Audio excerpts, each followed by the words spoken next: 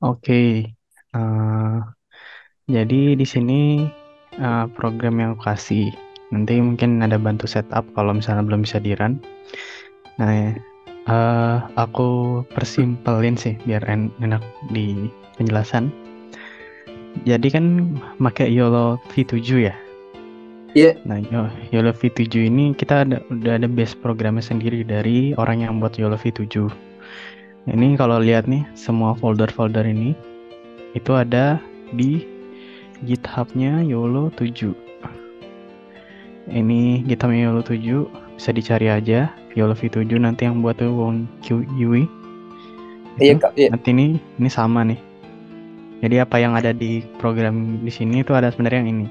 Kan kita pakai base-nya dari YOLO V7 sendiri. Siap Oke, Kak.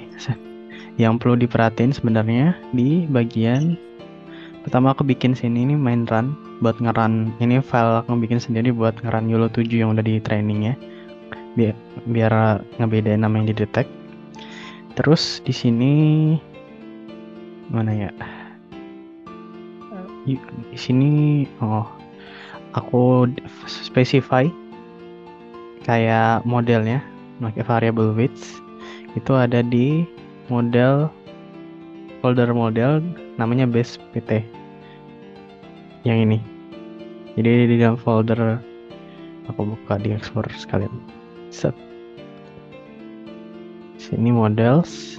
Nah, ini ada di base pt ini. Oh iya, siap Kak. Terus ini sama yang ada di dalam PyCharm ya. Oke. Eh, terus modelnya di load, terus kita mau pakai video apa yang mau dites. Karena aku nggak dapet eh, video buat dicoba di testing, aku bikin sendiri, ngambil di YouTube gitu. Di sini ada di folder tes, ini aku buat sendiri juga. Tes ada beberapa video. Contohnya nih, ya ada motor orang pakai helm lah ya. Oke. Terus aku load juga di sini. Ini bagian loadnya. Oke. Coba. Ya, sampai sini bisa ngikutin nggak, Mas? I- Iya, bisa Kak. Bisa. Oke. Ini mau aku jelasin detail kah? Eh, Atau mungkin sekilas saja? kasih singkat saja penjelasannya Kak. Kayak ini fungsinya untuk apa, yang satu barisin kayak fungsinya. Mungkin begitu saja Kak. Oke. eh Kayaknya ada beberapa variabel yang sampah. Aku lupa hapus. Ini ada nggak ya? Sebentar ya, aku ada yang... Oh, dua ini nggak kepake. Jadi kemarin dari template. Template aku lihat ini nggak terlalu kepake. Jadi nggak terlalu perlu dilihat. Ini buat ngitung frame total FPS. Sebenarnya ini buat ngitung berapa FPS. Nanti kalau Mas lihat run di demo kan ada FPS kan di bagian sudut kanan atasnya. Itu cuma Iya, siap. informasi aja. Oh Oke. iya. Terus ini buat variabel pembantu kayak warnain Iya, iya. warna kotak Iya, gitu. iya, yang rectangle-nya Kak. Betul. Nah, terus kita di sini dari while ke bawah ini kita mulai ngebaca gambarnya, frame yang ada di video. Sebelumnya Mas ngerti konsep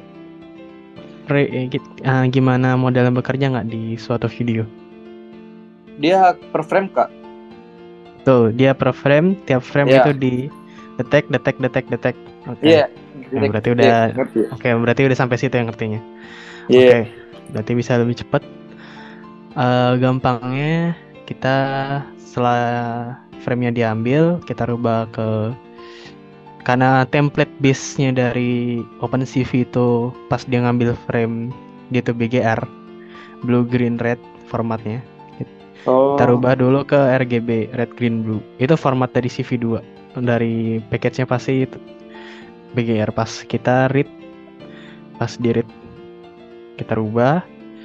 Terus di sini ini bawaan functionnya dari YOLO V7.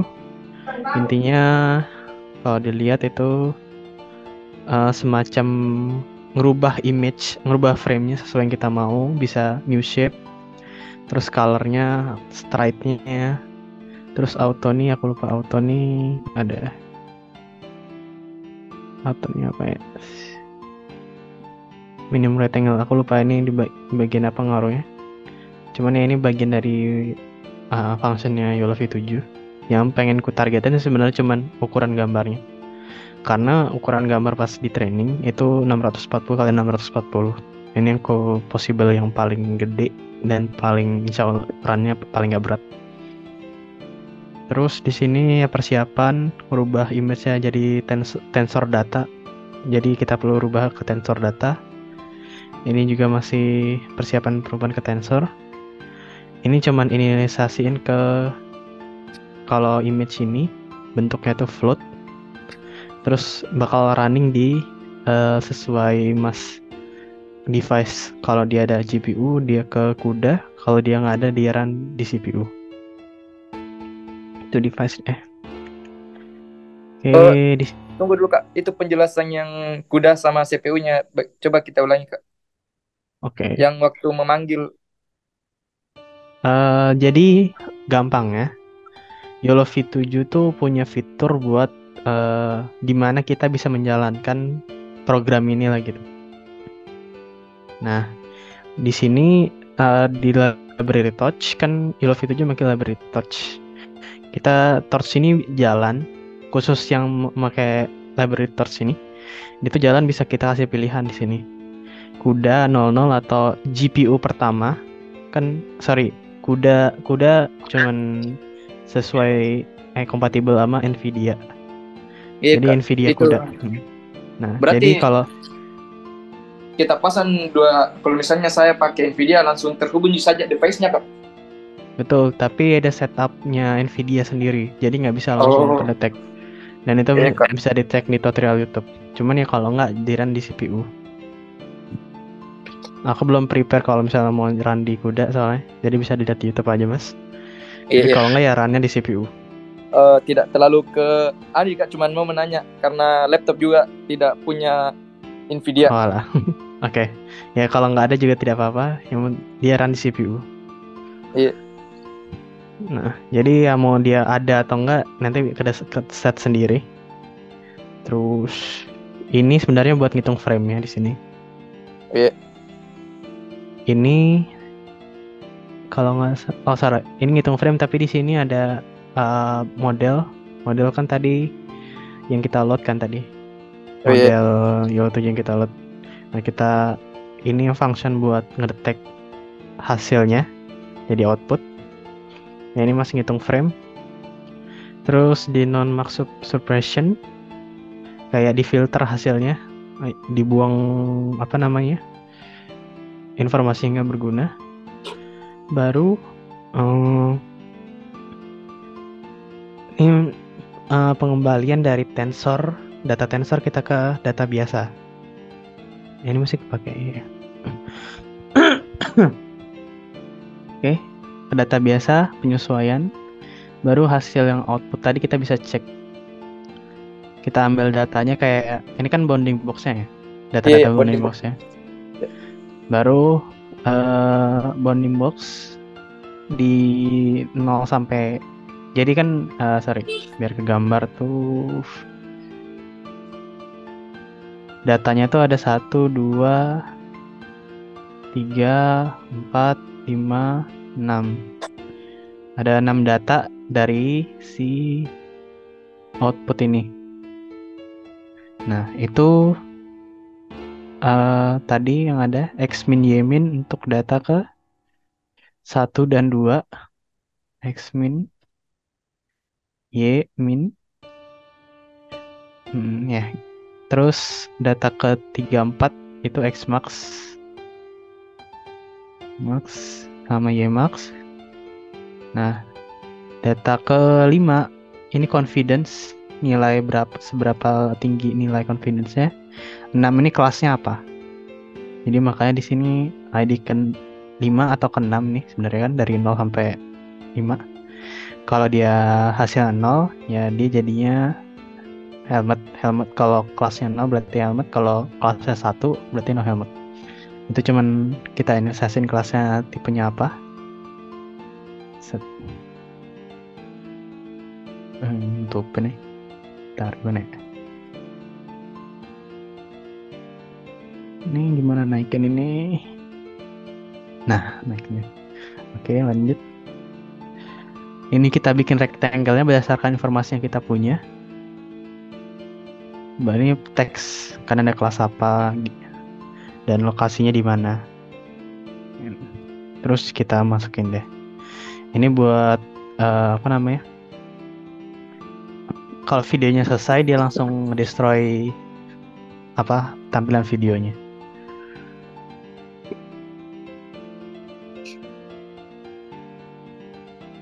Kalau di run ya udah pernah Mas lihat ya. Nah, aku nggak bilang model ini 100% bagus. Iya. Karena ya tau lah ya, Datasetnya juga interpretation. Kak.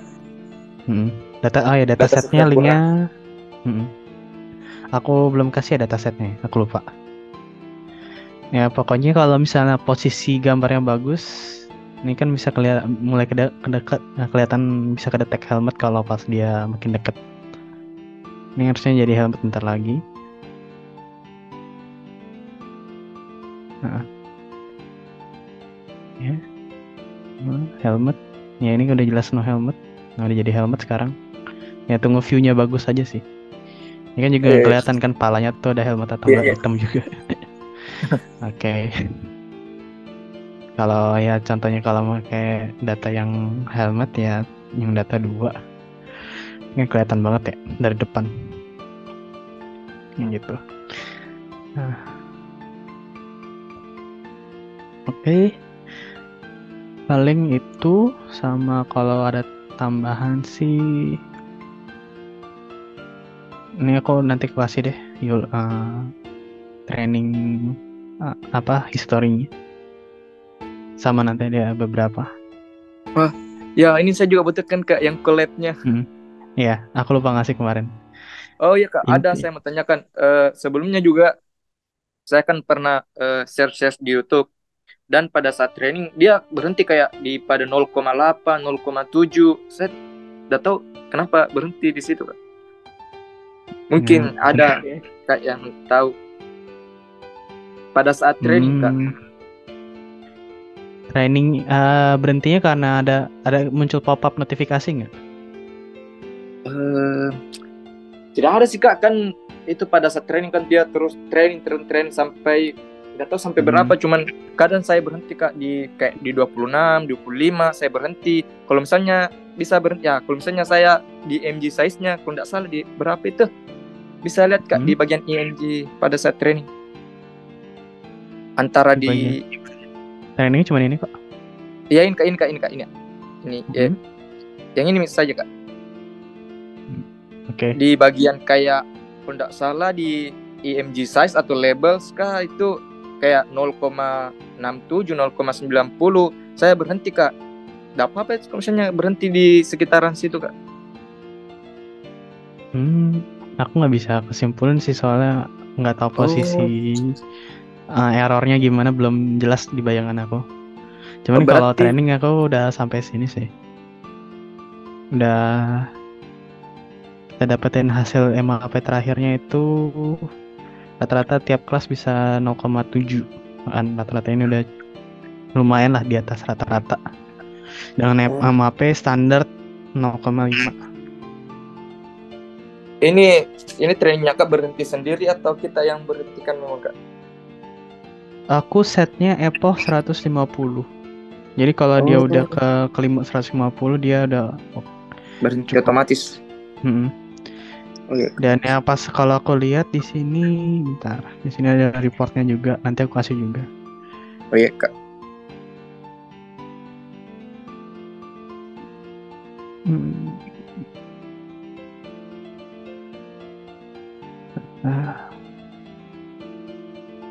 Kalau grafik trainingnya ada Kak? Oh, udah aku kasih ya nih. Nih, yuk. Harusnya di yang drive kemarin ada. Oh, udah. Ada Sudah periksa ternyata. Oh iya, udah periksa Kak. Kalau itu di bagian modelingnya itu. Ya. Nah, ini hasil trainingnya nih. Kalau udah dikirim mengenai saya masih kurang paham Kak. Ini baca bacanya kak, grafiknya. Yang pertama sih ini conversion matrix. Nah, ini pas dicoba sama YOLO V7-nya, yang kalau misalnya nilai ini sama ini bagus, itu berarti modelnya udah oke gitu. Oh, Jadi ini kayak gambar helmnya itu dipredik pas gambarnya helm. Kalau dia benar kedetek helm berarti ini yang nambah. Kalau dia nggak gambarnya nggak pakai helm ini yang nambah. Cara bacanya ya ini true true true true. Jadi pada saat gambar tanpa helm harusnya dia predik tanpa helm. Berarti true true. Nah kalau yang di sini tinggal ikutin apa? Ikutin polanya aja. Ini gambarnya harusnya no helm, tapi dia kebacanya helm. Atau oke. sama di sini kebalikannya. Kan ini di bawah nih. Kalau dia ini gambarnya harusnya helm, tapi keprediknya Sarah ini yang predik, ini yang non predik ya.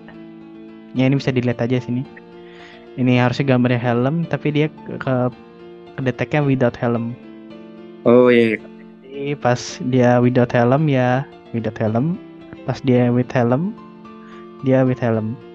Jadi ini udah oke lah. Udah sound report trainingnya di atas 0,6 0,7. Ya nggak bisa perfect 0,9 sih.